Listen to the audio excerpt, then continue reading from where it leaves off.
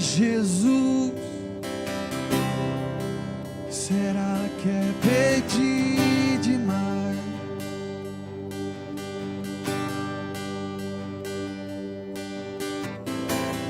Nova fome, uma nova paixão por ti. Não é que eu não seja grato por tudo que tens feito em mim, mas meu coração tem chorado por ti.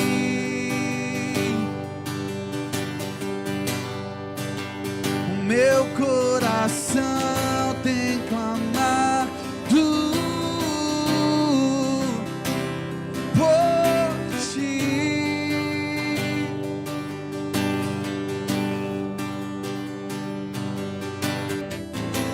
Ser tocado por tua glória é o meu desejo, é o que eu mais quero, Deus. Ser mudado por tua face é o meu anseio, é o meu maior prazer.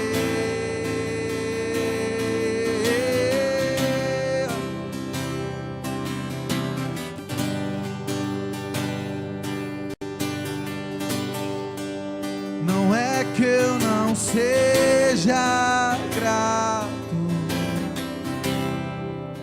por tudo que tens feito em mim,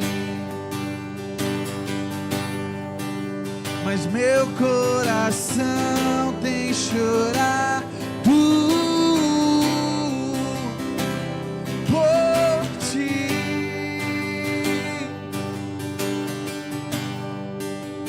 Meu coração tem clamado por ti.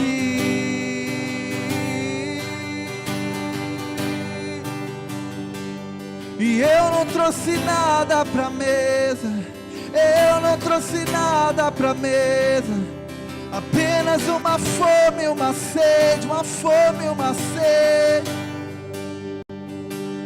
Eu não trouxe nada pra mesa, eu não trouxe nada pra mesa, apenas uma fome, uma sede, uma fome, uma sede. Eu não trouxe nada pra mesa, apenas uma fome, uma sede. Eu não colhei pra alguém como eu olho pra ti, como eu quero a ti, Jesus. Eu não colhei pra alguém como eu olho pra ti, como eu quero a ti, Jesus. Você achou aí? Josué, capítulo 7, o versículo 1 em diante, olha só o que prevaricaram os filhos de Israel nas coisas condenadas. Aonde que eles prevaricaram? O que isso quer dizer, irmãos?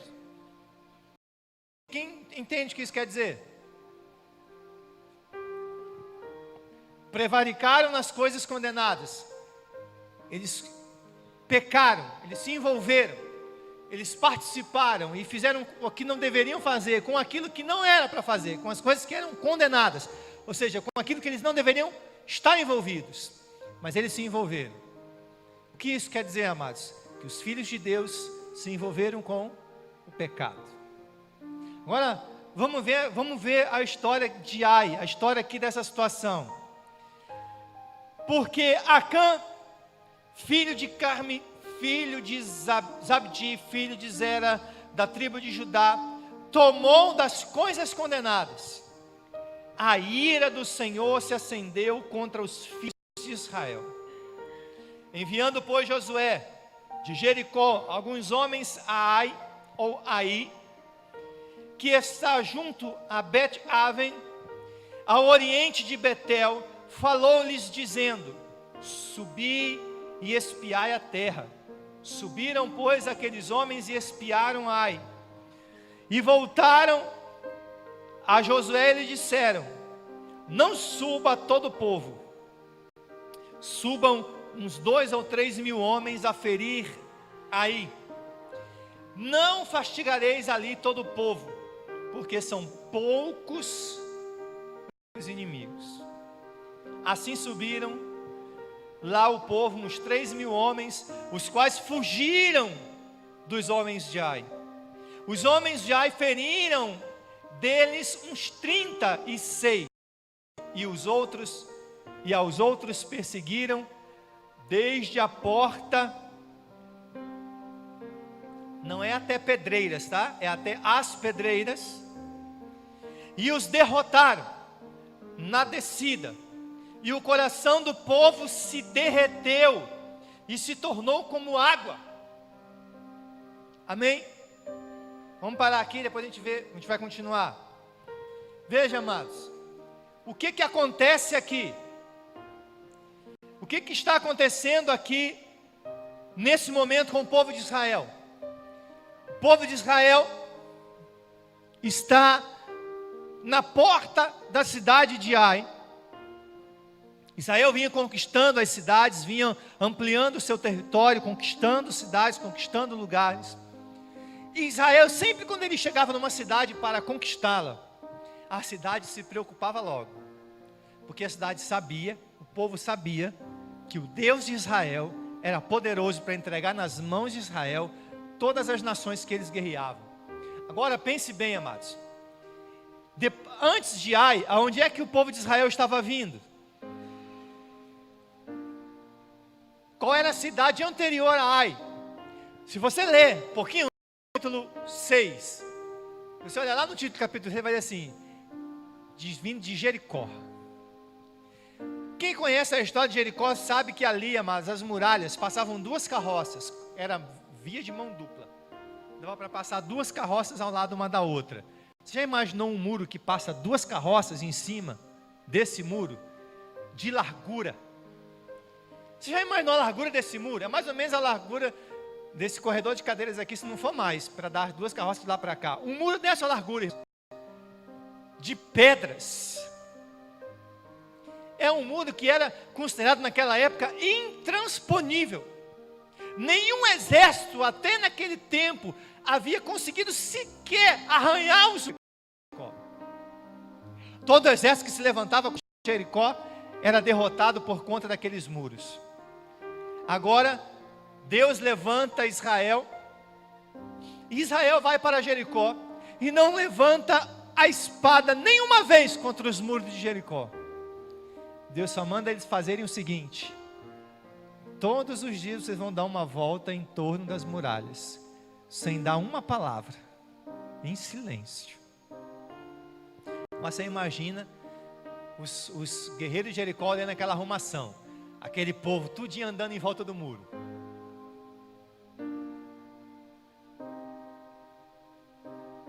Sei lá nem quanto tempo demorava, né, para dar a volta todinha. E quando terminava, aí quando eles paravam na frente, agora a guerra, aí eles saíam.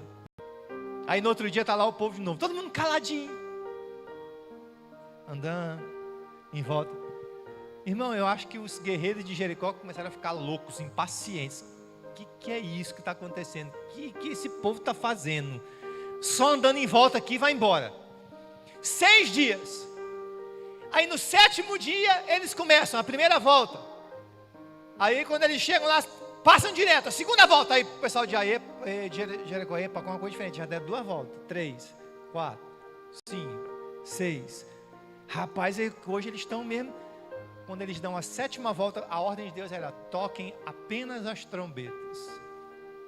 Irmão, aí toca-se as trombetas, e os muros que eram até caem.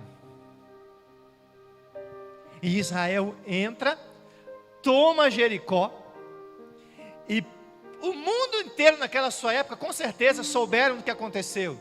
Agora você imagina a cidade de Ai, que era pequena. Pequena a ponto dos espíritos dizerem assim, não precisa mandar nem o povo todo, que nem a gente fez em Jericó. Basta 2.000 ou 3.000 homens. Lá os inimigos são poucos.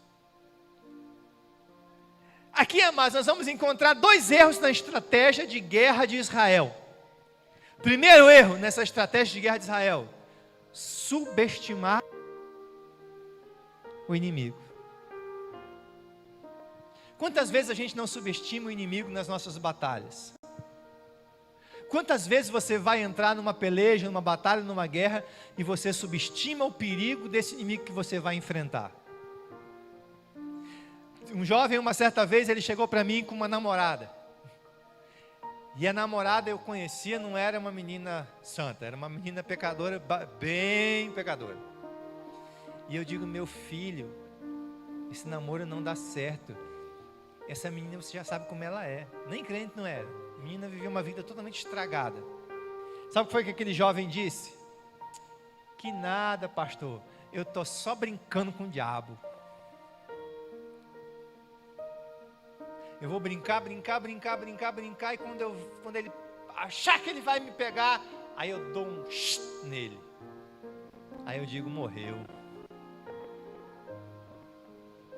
Diga, esse aí está morto. Esse daí caiu no laço bonitinho. Já viu a mosca quando cai na teia de aranha? Ela não está vendo, se enrola todinho, dali já era. A aranha quando chega lá faz só, dá uma enroladinha nela. E guarda para depois. E ele começou a querer se envolver, e avisamos e tudo, e avisei 2, 3, 4 vezes, aí depois disse assim, meu filho, agora é contigo, já te avisei, está avisado. Quem sabe o final da história dele? Caiu. Porque ele começou a brincar, começou a se envolver, começou a achar que ele podia vencer, podia brincar com o diabo. Meu amado, a Bíblia diz que com o diabo não se brinca, nem com Deus. As coisas têm que ser levadas a sério, você tem que estar pronto.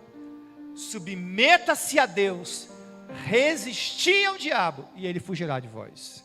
Para brincar com ele, é para botar ele para fugir. E para isso você tem que estar submetido a Deus. Para que o inimigo resista, para que você resista ao diabo e ele fuja de você, antes de você resisti-lo, a Bíblia diz que você precisa se submeter a Deus. Porque quando você se submete a Deus, o poder não é seu, é dele, para que o inimigo fuja. Primeiro erro de Ai, primeiro erro de Jerusalém aqui, de Israel: olhar para Ai com olhos de subestimação do inimigo. Ele olha para o inimigo e diz assim, esse aí ó, sopinha no mel, 2.000, 3.000 só, resolvido, pode ir. E o que o povo fez? Foi. Segundo erro. Qual foi o segundo erro? Eles não perguntaram para Deus se era para ir. Eles não pararam para orar. Senhor, os espias disseram que 2 ou 3.000 homens dá para vencer. Nós podemos subir a peleja com 2 ou 3.000 homens? E esperarem a resposta do Senhor. Eles não fizeram isso. Eles simplesmente, rapaz, quem já venceu Jericó, que todo mundo dizia que não era possível, não precisa nem preocupar muito com isso não. Deus está conosco, está tudo tranquilo, bora. E aí vão para a guerra, vão para a peleja.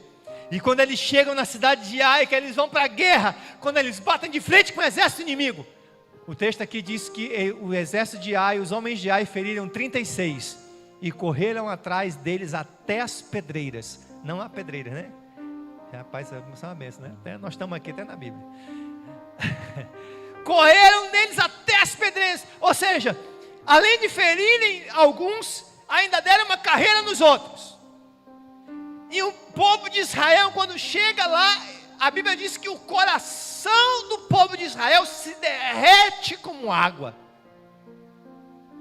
Amados, quando eles veem que eles foram derrotados, eles ficam tremendamente desanimados. tremendamente sem entender. Senhor, mas o que foi que houve? O que aconteceu? É só nesse momento, amados, que eles resolvem ir para o Senhor. Agora vamos ver, versículo 12. Não, perdão, eu estou lendo o Jericó. Onde foi que eu parei? Quem lembra?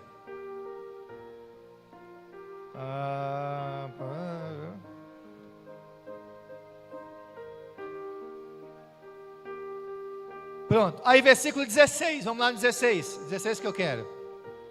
Olha o que está aqui no 16. Então Josué se levantou de madrugada e fez chegar Israel segundo as suas tribos, e caiu sorte sobre a tribo de Judá, e fazendo chegar a tribo de Judá, caiu sobre a família de Geraitas, fazendo chegar a família de Zeraitas, homem por homem, caiu sobre Zabdi, e fazendo chegar a sua casa, homem por homem, caiu Acã, filho de Carme, filho de Zabdi, filho de Zera, da tribo de Judá. Então disse Josué a Acã, filho meu, dá glória ao Senhor, Deus de Israel, e a Ele rende louvores, e declara-me agora o que fizestes, e não me ocultes. Você está entendendo? Olha só, amados, quando Israel está chorando, triste, abatido, eles então resolvem só nesse momento orar. Mas Senhor, por que o Senhor permitiu que isso nos acontecesse?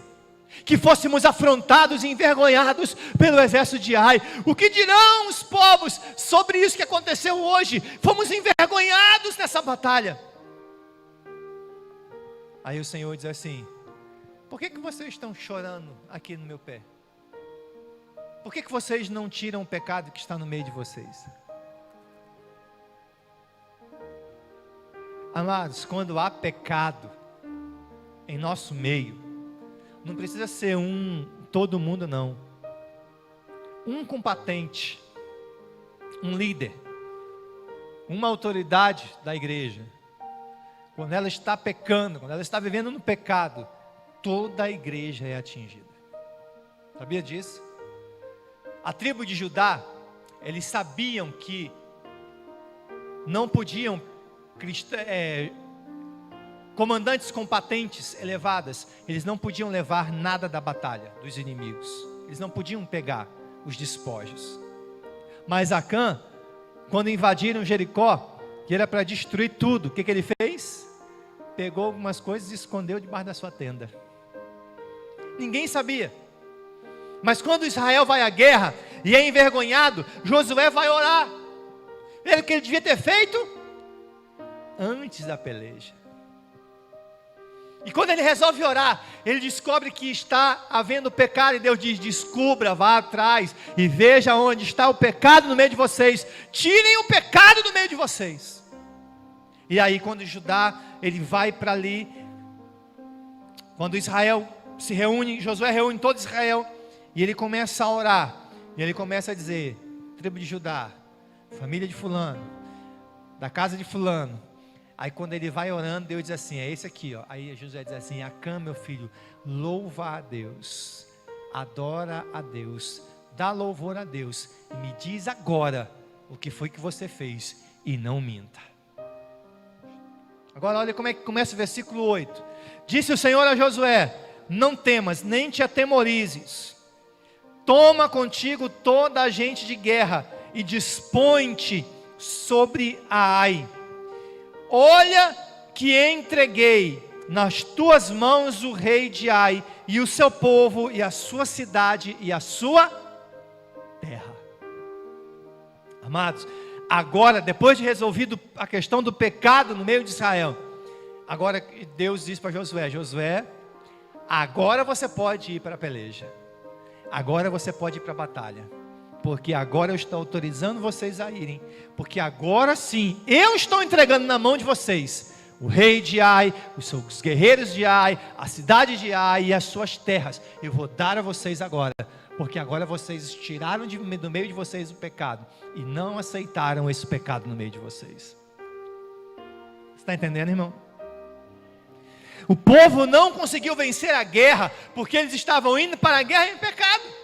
Quantos cristãos, amados, hoje em dia estão indo para a peleja, estão indo para a batalha, estão indo para a frente de guerra, estão indo pregar, evangelizar, orar, louvar, fazer tantas coisas com o pecado escondido. E é por isso que muitas vezes eles estão sendo envergonhados, feridos. O inimigo está ferindo e está dando carreira em muitos cristãos, fazendo com que eles corram e sejam envergonhados, e que tudo o que eles façam não prospere. Quando o pecado está no meio da igreja não prospera, quando o pecado está no meio da empresa não prospera, quando o pecado está no meio da casa não prospera, quando o pecado está no meio do empreendimento não prospera, quando o pecado está no meio do namoro não prospera, quando o pecado está no meio do casamento não prospera. Aonde está o pecado lá alojado, tomando conta do ambiente, não vai haver prosperidade de Deus. Porque Deus não vai abençoar aquilo que está sendo construído em cima de pecado. Então Deus diz: tira o pecado do meio, arranca o pecado. Então Israel foi lá e arrancou o pecado. E a partir do momento que o pecado é arrancado do meio, aí Deus diz: agora eu tenho primazia sobre a vida de vocês, sobre o ministério de vocês, sobre a casa de vocês, sobre a empresa de vocês, sobre o namoro de vocês, sobre a família de vocês, sobre o trabalho de vocês. Agora vocês podem ir, que eu vou abençoar vocês de forma poderosa. Aleluia! Meu amado, você quer ir para as pelejas, para as batalhas, para as conquistas em Deus? Então você precisa tirar o pecado do meio da sua tenda. Porque pecado escondido debaixo da nossa tenda não nos deixa prosperar. Nos amarra, nos prende, nos paralisa e não nos deixa alcançar a vitória. Mas quando nós consertamos o que está errado no meio da nossa tenda, então o Senhor diz: agora pode ir, porque eu vou dar na mão de vocês a vitória que vocês estão agora buscando diante de mim. E aí então o exército de Israel entra, toma a cidade, ateia fogo, e aí quando eles veem a cidade pegando fogo, eles estão emboscados entre o exército que está na cidade e o povo de Israel que está na frente. E o povo de Israel peleja contra Ai e vence aquela batalha. O que a gente aprende com essa peleja de Ai, amados? Nunca subestime o seu inimigo. Não faça nada sem consultar a Deus, enquanto você não olhar antes se não tem pecado na tenda. Porque se você sair da peleja com pecados escondidos debaixo da tenda, sem consultar a vontade de Deus e subestimando o poder do inimigo, eu quero dizer a você, meu amado, que infelizmente é por isso que muitos cristãos estão frustrados, dizendo que Deus não tem poder, que está na igreja mas não está melhorando nada. Sabe por quê? Porque eles estão lutando como Acã, lutando em pecado, lutando sem estratégia, lutando sem a direção de Deus. Cristão, crente em Cristo Jesus, verdadeiros cristãos, com semelhança de Cristo, não vão para as pelejas despreparados, nem com pecado escondido. Antes de você ir para a peleja, você conserta a tua vida, faz a revisão, tira todo o pecado que está no meio da sua família, da sua casa, da sua vida, para que você possa ter condições de entrar na presença de Deus e ouvir de Deus um aval, uma bênção para que você possa ir à peleja.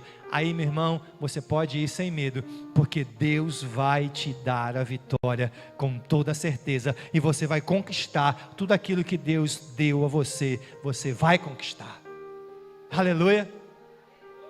Deixa eu te dizer, meu irmão, muitas vezes o inimigo ele já se levantou contra você e venceu, e você ficou desanimado, seu coração se derreteu como água, e você desanimou da peleja, desanimou da batalha, desanimou da guerra, achou que você agora não podia mais pelejar. Mas eu quero te dizer, meu amado, nessa noite, que quando Deus está com você, você pode ir sem medo para qualquer batalha. Ah, pastor, mas o exército de Israel era um exército de Deus, e ele foi para a peleja na primeira vez e perdeu. Exatamente. Não é porque nós somos povo de Deus que nós podemos fazer qualquer coisa. Não é porque nós somos povo de Deus que nós podemos fazer aquilo que achamos que podemos fazer. Tudo que nós vamos fazer, nós temos que perguntar àquele que é o Senhor das nossas vidas. Tudo que nós vamos enfrentar, todos os projetos, todos os anseios, todos os desejos, tudo que nós vamos colocar as mãos para fazer, nós precisamos antes ir diante do Senhor e perguntar: Senhor, podemos subir contra Ai? O Senhor nos autoriza a ir à peleja? O Senhor está conosco para essa batalha? O Senhor irá conosco? Sabe o que Moisés disse? Deus disse: Moisés, vai com esse povo. Moisés diz: ah, Senhor, se o Senhor não for conosco, de maneira nenhuma sairemos deste lugar. Nós só vamos sair daqui se o Senhor for conosco. Se o Senhor não for conosco, nós não vamos para lugar nenhum.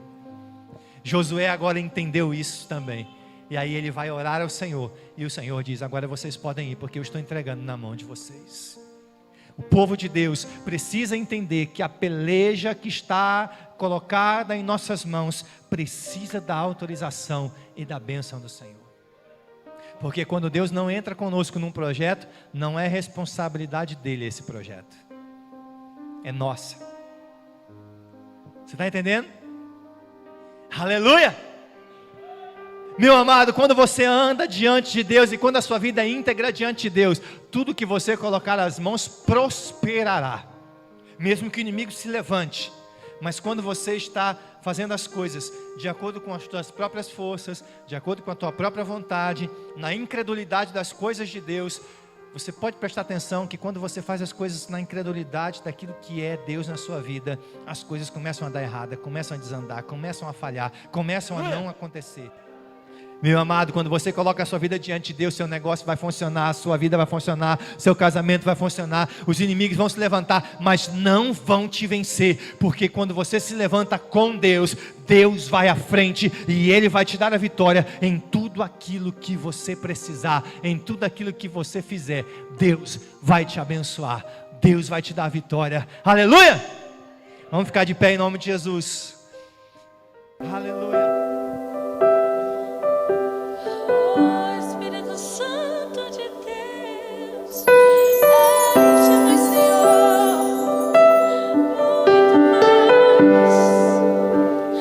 Deus provê o fogo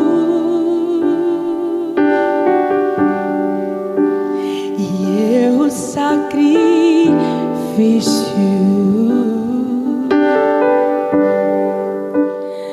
Deus provê o Espírito e eu me entrego por inteiro. Enche-me, Deus, enche-me, Deus, enche-me, Deus, enche-me.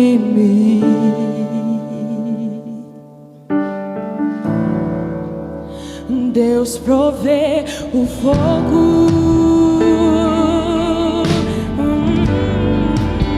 e eu o sacrifício.